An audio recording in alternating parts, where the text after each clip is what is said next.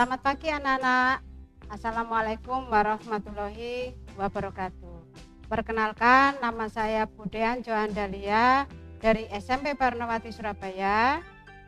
Saya mengajar Bahasa Indonesia kelas 7, kelas 8, kelas 9. Anak-anak, pada hari ini Budean ingin menerangkan mengenai pembelajaran fabel. Sebelum pembelajaran dimulai, alangkah baiknya apabila kita berdoa terlebih dahulu kepada Allah Subhanahu wa Ta'ala supaya apa yang kita pelajari hari ini diijabah oleh Allah. Anak-anak duduk yang rapi, silakan berdoa menurut agama kita masing-masing. Berdoa dimulai.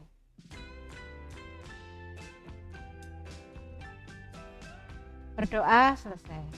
Anak-anak, terutama siswa kelas 7.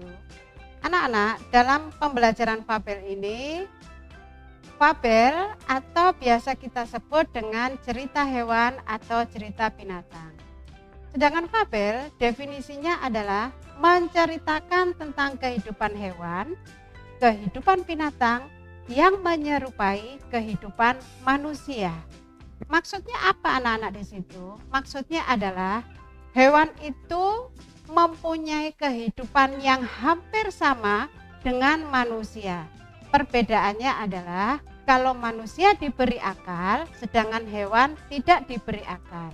Contoh, fabel atau hewan daripada kucing.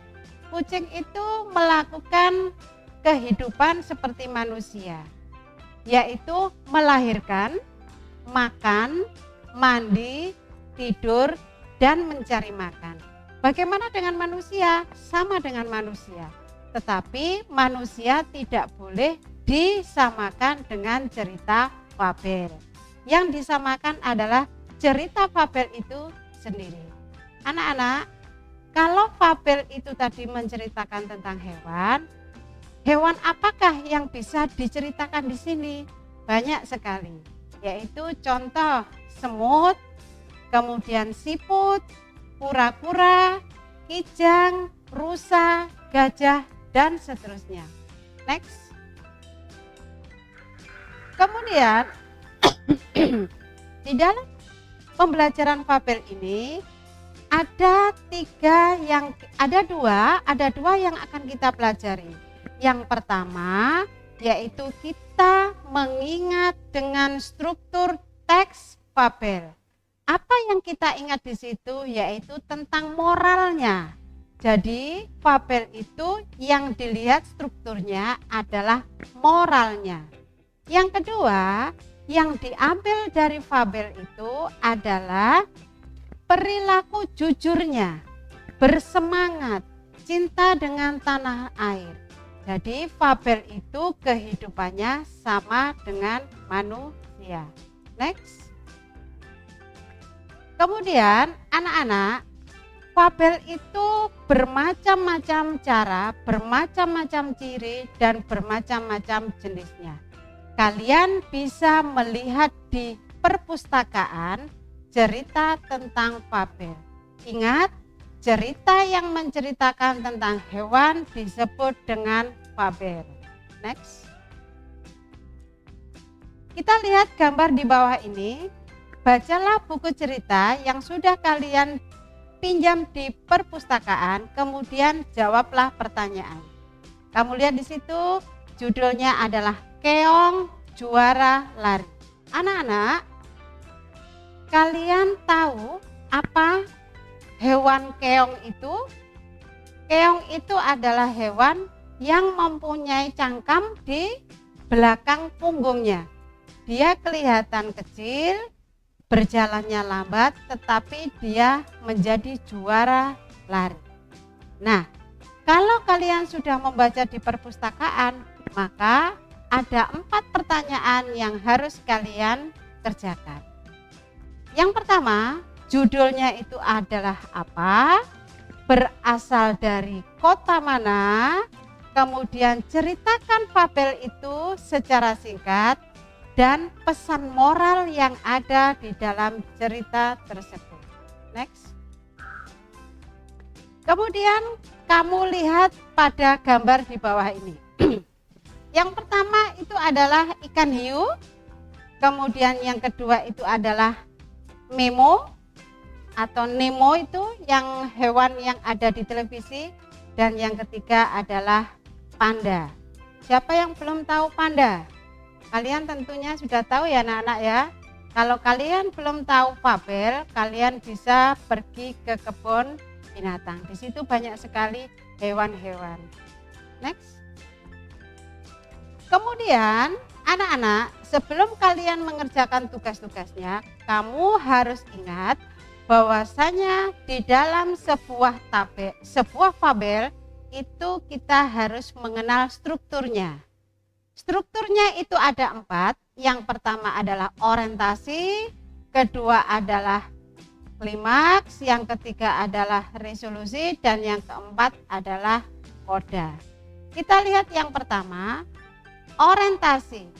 Pada cerita di atas yang Budian perlihatkan dalam gambar tadi adalah 1. Dikisahkan pada suatu hari yang cerah, ada seekor semut berjalan-jalan di taman. Ia sangat bahagia karena bisa berjalan-jalan melihat taman yang indah. Sang semut berkeliling taman sambil menyapa binatang-binatang yang berada di taman itu. Anak-anak, yang Budian sampaikan ini tadi adalah tentang orientasi atau pengenalan. Pengenalan itu bisa mengenai tokohnya, bisa mengenai lokasinya, bisa mengenai latarnya.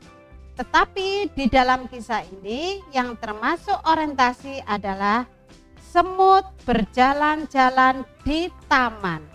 Di taman inilah yang disebut orientasi, yaitu pengenalan tentang latar tempat. Next. Yang kedua yaitu komplikasi atau klimaks. Kalian dengarkan dulu, kemudian ingin membacakan kisahnya. Ia melihat sebuah kepompong di atas pohon. Sang semut mengejek bentuk kepompong yang jelek dan tidak bisa pergi kemana-mana. Hai kepompong, alangkah jelek nasibmu. Kamu hanya bisa menggantung di ranting itu. Ayo jalan-jalan. Lihat dunia yang luas ini. Bagaimana nasibmu jika ranting itu patah? Sang semut selalu membanggakan dirinya yang bisa pergi ke tempat ia suka. Bahkan sang semut kuat mengangkat beban yang lebih besar dari tubuhnya. Anak-anak, dalam kisah ini, komplikasi ini yaitu mengenai semut yang mengejek bentuk kepompong yang jelek. Jadi komplikasi ini adalah mengisahkan tentang klimaks daripada persoalan yang ada di dalam sebuah bacaan.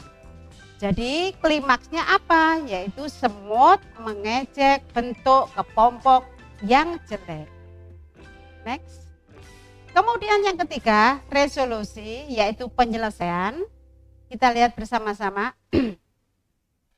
Untunglah saat itu ada seekor kupu-kupu yang terbang melintas. Kemudian kupu-kupu menjulurkan sebuah ranting ke arah semut. Semut, peganglah erat-erat ranting itu. Nanti aku akan mengangkat ranting itu. Lalu sang semut memegang erat ranting itu.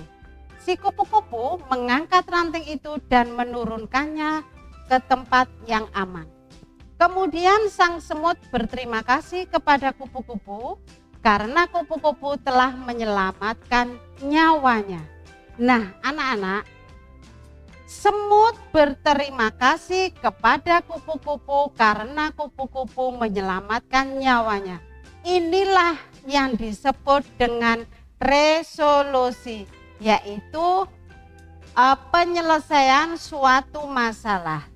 Semut tidak tahu bahwasanya kupu-kupu itu berasal dari kepompong yang sudah dihina, yang sudah dijelek-jelekan karena tubuhnya yang tidak bagus. Sehingga semut itu tadi merasa punya hutang budi kepada kupu-kupu. Next. Dan yang terakhir adalah koda. Koda itu penyelesaian juga, tetapi dia termasuk penutup. Akhirnya sang semut berjanji kepada kupu-kupu bahwa ia tidak akan menghina semua ciptaan Tuhan yang ada di taman itu. Anak-anak, di dalam penyelesaian bacaan ini, cerita ini, yaitu semut sudah berjanji kepada kupu-kupu dia tidak akan menghina lagi semua makhluk hidup ciptaan Tuhan. Ini adalah penyelesaiannya. Jadi anak-anak, cerita fabel itu adalah yang diambil hanya moral, pesan moral, yaitu pesan yang diambil dari perilaku yang baik dari hewan tersebut. Next. Nah, di dalam penyelesaian ini kalian punya tugas dari Budean. Yang pertama, kamu mencari kata sifat daripada sebuah bacaan yang bisa kamu ambil dari majalah atau dari koran. Kata sifat contohnya adalah luas, tampan, ganteng, cantik, molek, itu adalah kata sifat. Kemudian setelah kamu baca, kamu gunting, kemudian kamu tempelkan di dalam buku. Next. Tugas yang kedua yaitu kita mencari kata kerja dari sebuah bacaan. Contoh kata kerja berjalan-jalan. Nah, di situ kalian gunting tulisan berjalan-jalan, kemudian dibuat kalimatnya. Next. Kemudian soal yang ketiga, kita mencari keterangan waktu, keterangan tempat, keterangan suasana, keterangan latar, keterangan yang lainnya. Contoh, keterangan di taman. Di taman itu berarti keterangan tempat. Next. Nah, anak-anak, di dalam bacaan itu tadi, di dalam tugas-tugas itu tadi, kamu harus ingat bahwasanya untuk mengenai kata-kata kerja, kata-kata keterangan, kata-kata sifat, itu harus dicari kalimat-kalimat yang baik-baik saja. Bagaimana cara mencarinya? Mencarinya hanya di dalam cerita fabel. Next. Nah, ini ada kata-kata terakhir dari Budean. Kalian bisa karena kalian mau dan mampu. Anak-anak, cerita fabel ini sangat menyenangkan sekali. Kalau kalian sudah bisa mencari fabel di dalam perpustakaan sekolahmu, kalian akan senang membacanya. Oke anak-anak, materi pembelajaran fabel bisa kalian pelajari di perpustakaan, membaca di koran, melihat buku-buku. Ceritakan fabel yang sudah kalian baca, yang kalian pelajari kepada adik-adikmu untuk memberikan semangat belajar. Anak-anak, terima kasih. Kemudian akhiri, wassalamualaikum warahmatullahi wabarakatuh.